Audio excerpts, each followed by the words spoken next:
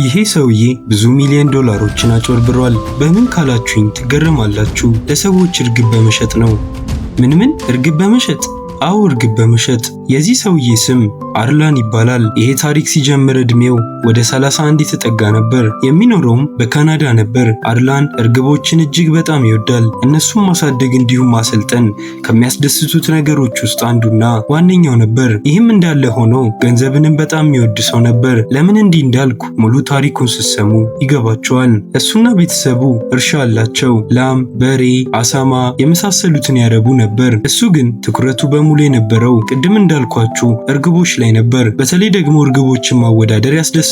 እነዚህን እርግቦች ለማወዳደር ደግሞ በሚገባ አሰልጥኗቸዋል። የእርግቦች ውድድር ምን እንደሚመስል ለማታውቁ ይህን ይመስላል። There's a thing called pigeon racing, and it's possibly a $1 billion industry. Recently, one bird was sold for a record $1.4 million.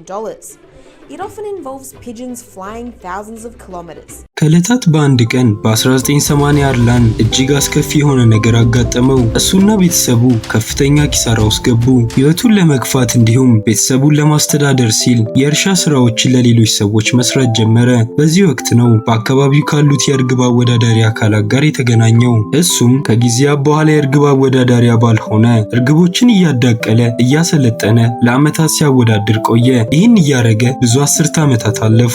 አሁን 2001 ላይ ደርሷል። በዚህ ጊዜ አካባቢ ላይ አርላን አንድ ውሳኔ ወሰነ። ለራሱም ከዚህ በኋላ መውደቅ እንደሌለበት ነገረው። ከዛም እርግቦችን በማወዳደር እንዲሁም በማዳቀል ድርጅት የመመስረት ሐሳብ መጣለት። ነገር ግን እዚህ ጋር ትልቁ ችግር ከሌሎቹ የእርግብ አወዳዳሪዎች እና እርግቦችን በማዳቀል ከሚሰሩት አካላት በተለየ እሱ የሚያደርገው ጥረት ወይም ልፋት የለም። ስለዚህ የሰዎችን ትኩረት ለመሳብ አንድ ብቸኛ መንገድ እንዳለ አሰበ። እሱም ውሸት መዋሸት ነው። በዚህ እቅዱ መሰረት ለሰዎች የራሱ የሆኑ ከዚህ በፊት ታይተው የማይታወቁ በጣም የተለዩ የተዳቀሉ እርግቦች እንዳሉት መናገር ጀመረ እና እነዚህ ልዩ እርግቦች በልዩነት የተዳቀሉት ለውድድር በሚያመች መልኩ እንደሆነም ነገራቸው። እስካሁን ከታዩትም እርግቦች ሁሉ በጣም ፈጣኖቹ እንደሚሆኑ ተናገረ። ይህን ውሸት በመዋሸት ድርጅቱን በዚህ መንገድ መሰረተ። ስሙንም የአርላን የተለዩ እርግቦች መሸጫ በማለት ስም አወጣለት። ከዛም በወቅቱ ታዋቂ የነበሩ ስለ አገሩ ውስጥ እርሻ የሚያወሩ የተለያዩ ጋዜጦችን በመጠቀም ማስታወቂያ ማስነገር ጀመረ። እንዲሁም የተለያዩ ባለሀብቶችን መመልመል ጀመረ። ይህም ውሸቱ በሚያስደንቅ ሁኔታ ሰራለት።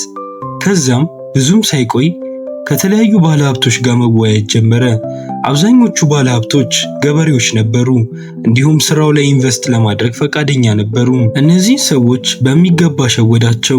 ሁሉንም የውሸት ታሪኮቹን ይነግራቸዋል። እርግቦች ምን ያህል በመካከለኛው ምስራቅ ተወዳጅ እንደሆኑ እንዲሁም ከነሱ መካከል እንደነ ሳውዲ አረቢያ ከመሳሰሉት ሀገራት ጋር ውል እንደፈጸመ ይነግራቸዋል። እናም እርግቦችን በማወዳደር በመካከለኛው ምስራቅ የሚገኙ ሀገራት ብዙ ገንዘብ እንደሚሰሩ ይነግራቸዋል። እንዲሁም በዚህ ስብሰባቸው ላይ የታዋቂውን ማይክ ታይሰን ስም አምጥቶ የእርግቦች ውድድር ምን ያህል እንደሚወድ ይነግራቸው ነበር። እንደውም በአንድ ወቅት ለማይክ ታይሰን የእሱን ልዩ የተባሉትን የተዳቀሉ እርግቦች እንደሸጠለን ነገራቸው። እነዚህ ገበሬ ባለሀብቶችም በጣም ተደነቁ፣ እናም ከልባቸው አመኑት። ከዛም አርላን ለእነዚህ ሰዎች የእሱን ለውድድር በመታሰብ የተዳቀሉትን እጅግ ፈጣን እርግቦች ከገዙ እንዲሁም እነሱን ካዳቀሏቸው መልሶ የተዳቀሉትን ሁሉንም እርግቦች ከፍ ባለ ዋጋ እንደሚገዛቸው ቃል ገባላቸው። በዚህም በመስማማት ተለያዩ። እርግብ መግዛት ብቻ ሳይሆን በእሱ አባባል ኢንቨስት ማድረግ ነው። ከዛም ይሄ እቅዱ ሰራለት። ባለሀብቶቹን ባቀረበላቸው ውል ስለተስማሙ የእሱን ፈጣን የተባሉትን እርግቦች መግዛት ጀመሩ። አሁን አርላን ገንዘብ በገንዘብ ሆነ። ሌሎች ገበሬ ባለሀብቶችንም የሱን በጣም ፈጣን የሆኑ የተዳቀሉ እርግቦች ከገዙትና ካዳቀሏቸው በኋላ በብዙ ብር እንደሚገዛቸው በመንገር ብዙ አዳዲስ ባለሀብቶች እንዲገዙት ማድረግ ጀመረ እና ይሄ ውሸቱ ወይም ማጭበርበሩ እንዳይታወቅበት እንዲሁም ሕጋዊ ለማስመሰል ቃል በገባው መሰረት ከሱ የተገዙትን እርግቦች አዳቅለው ለሚያመጡለት ባለሀብቶች ከፍተኛ በሆነ ብር ይገዛቸው ጀመር።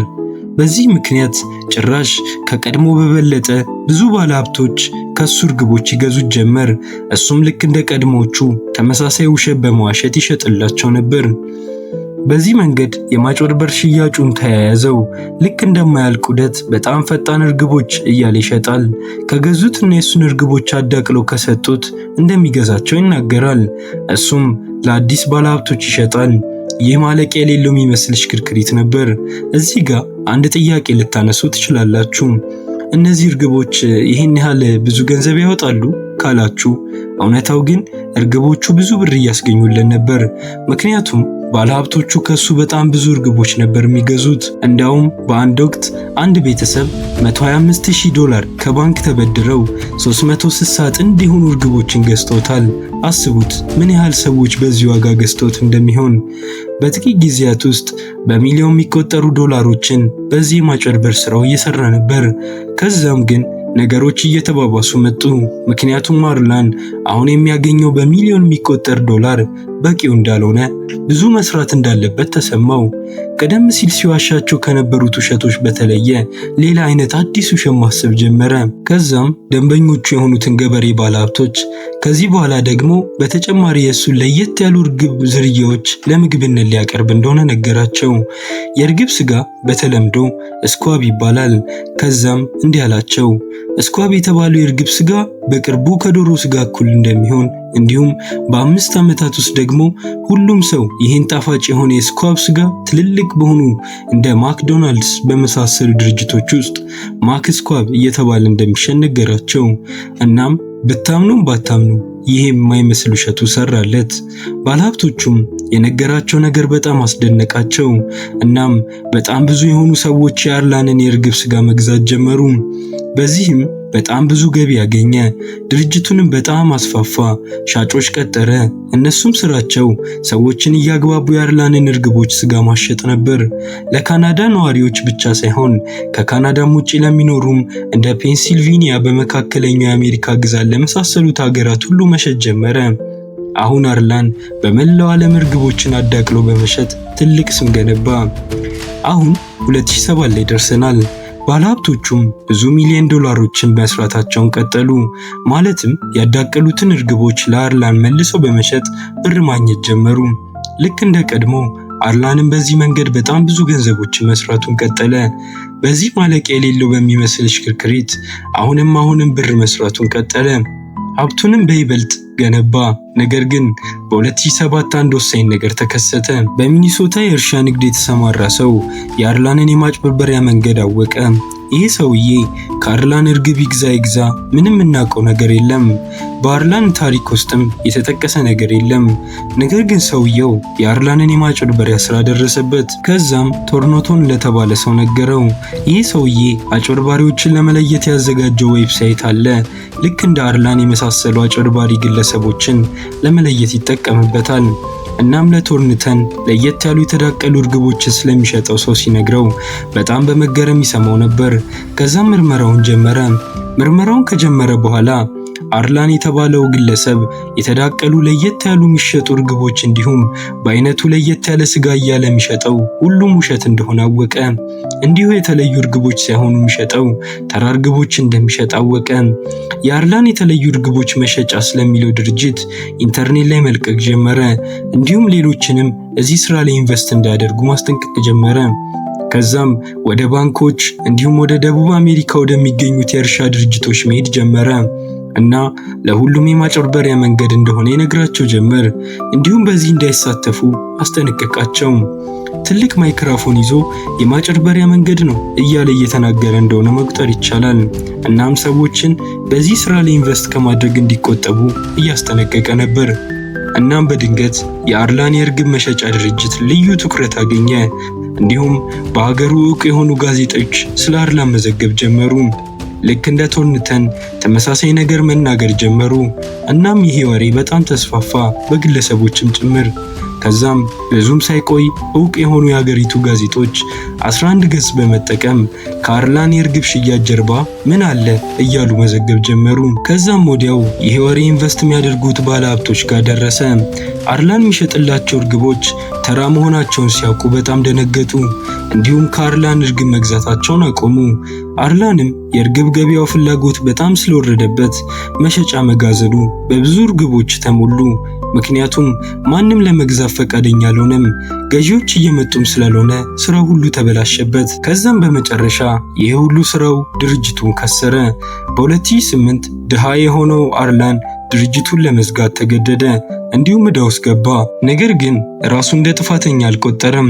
ለድርጅቱ መክሰር እንደ ቶርንተን በመሳሰሉ ሰዎች ላይ አላከከ። በዚህ ወቅትም ቢሆን ግን በባንክ አካውንቱ ውስጥ ከባለ ሀብቶቹ እስካሁን የወሰደው ወደ $42 ሚሊዮን ነበረው። አስቡት እስቲ ምን ያህል እርግቦች ቢሸጥ ነው። የአገሪቱ የገቢዎች ቁጥጥር የድርጅቱ መክሰር በምን ምክንያት እንደሆነ ማጣራት ጀመረ። ከዛም አርላን ብር የሚያገኝበትን ዑደት ሁሉ አወቁ። ከዛም ይህንን ጉዳይ ለአገሪቱ ፖሊስ አሳወቁ። እነሱ ምርመራ ጀመሩ። ይህን ለማጣራት የተወሰኑ ዓመታት ፈጀባቸው። ነገር ግን በ2009 ሁሉንም ክሶች እንዲሁም መረጃዎች በማጠናከር አርላንን በቁጥጥር ስር አዋሉት። በፖሊስ ሲያዝ የነበረው ፎቶ ይህን ይመስላል። ከዛም ዳኛ ፊት ቀረበ። ጠበቃም ለማቆም አልፈለገም። ለራሱ ጥብቅና ለመቆም ወሰነ። ነገር ግን ውጤቱ ለሱ ጥሩ አልሆነም። ጥፋተኛ ሆኖ ተገኘ። ከዛም የ7 ዓመት ፍርድ ተፈረደበት።